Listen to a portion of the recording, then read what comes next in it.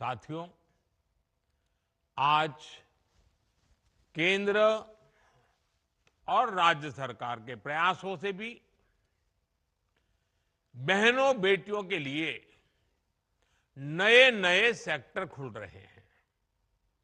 आज हमारी बेटियां बड़ी संख्या में फौज और पुलिस में आ रही हैं।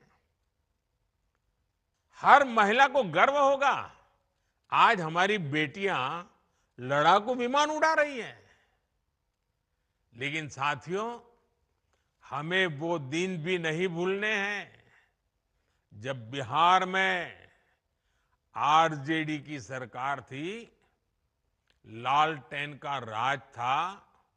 उस दौरान अराजकता और भ्रष्टाचार की सबसे ज्यादा मार मेरे बिहार की माताओं बहनों को, यहां की महिलाओं को ने ही झेली है। वो दिन जब बिहार की बड़ी बड़ी सड़कें टूटी फूटी होती थी, पुल पुलिया का नाम नहीं था, तब उससे सबसे ज्यादा तकलीफ किसको होती थी? जब ऐसी कठिनाइयां होती है ना, तो हम सब जानते हैं, इन सारी कठिनाइयों की सबसे पहली तकलीफ हमारी महिलाओं को उठानी पड़ती है, हमारी माताओं बहनों को उठानी पड़ती है। और आप तो जानते ही हैं, बाढ़ में तो परेशानी कितनी बढ़ जाती थी। गर्भवती महिलाएं समय पर अस्पताल नहीं पहुंच पाती थी। गंभीर स्थिति होने पर उन्हें सही इलाज नहीं मिल पाता था। इन कठिन परिस्थितियों से आपको हमारी सरकार ने बाहर निकालने के लिए दिन रात काम किया है। हम चाहते हैं कि इन मुसीबतों से आप बाहर निकले, और बहुत एक मात्रा में हम आज उसको कर पाए हैं। डबल इंजन की सरकार आने के बाद आप तो देखते हैं, बिहार में सड़कें बनने लगी। हम आज भी बिहार में कनेक्टिविटी को बेहतर बनाने में जुटे हुए हैं। इससे बिहार की महिलाओं को बहुत सुविधा होनी शुरू हुई है। माता बहनों, इन दिनों बिहार में एक प्रदर्शनी लग रही है, और जो 30 साल से छोटी उम्र की माताएं बहनें हैं ना, मैं उनसे जरूर कहूंगा कि ये प्रदर्शनी आप जरूर देखें।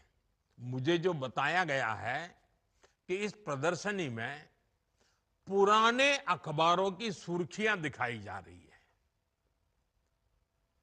हम जब उन्हें पढ़ते हैं, और 30 साल के छोटी उम्र के लोगों को तो पता ही नहीं होगा कि कितने बुरे हालत हैं। और बूढ़े लोग, बुजुर्ग लोग भी पढ़ेंगे तो उनको भी लगेगा, उनको याद आता है कि आरजेडी के राज में बिहार में किस तरह का खौफ था। कोई घर सुरक्षित नहीं था। नक्सली हिंसा का आतंक बेलगाम था, और इसका दर्द भी सबसे ज्यादा महिलाओं को सहना पड़ता था। गरीब से लेकर डॉक्टर और आईएएस परिवार तक आरजेडी नेताओं के अत्याचार से कोई नहीं बचा था। साथियों, आज जब नीतीश जी के नेतृत्व में कानून का राज लौटा है, तो सबसे ज्यादा राहत मेरी माताओं बहनों बेटियों ने, महिलाओं ने महसूस की है। आज बिहार की बेटियां बेखौफ होकर घर से निकलती हैं। अभी मैं 4 बहनों को सुन रहा था, जिस प्रकार से बहन रंजीता जी ने, बहन रीता जी ने, नूरजहान बानू ने, और हमारी पुतुल देवी जी ने जिस प्रकार से आत्मविश्वास से बातें बताई, ये नीतीश जी की सरकार के पहले तो संभव ही नहीं था। उन्हें देर रात में भी कहीं काम करने की सहूलियत संभव ही नहीं थी। मैं जब भी बिहार आता हूं तो महिला पुलिसकर्मियों की इतनी बड़ी संख्या में तैनाती देकर मन को बहुत संतोष होता है।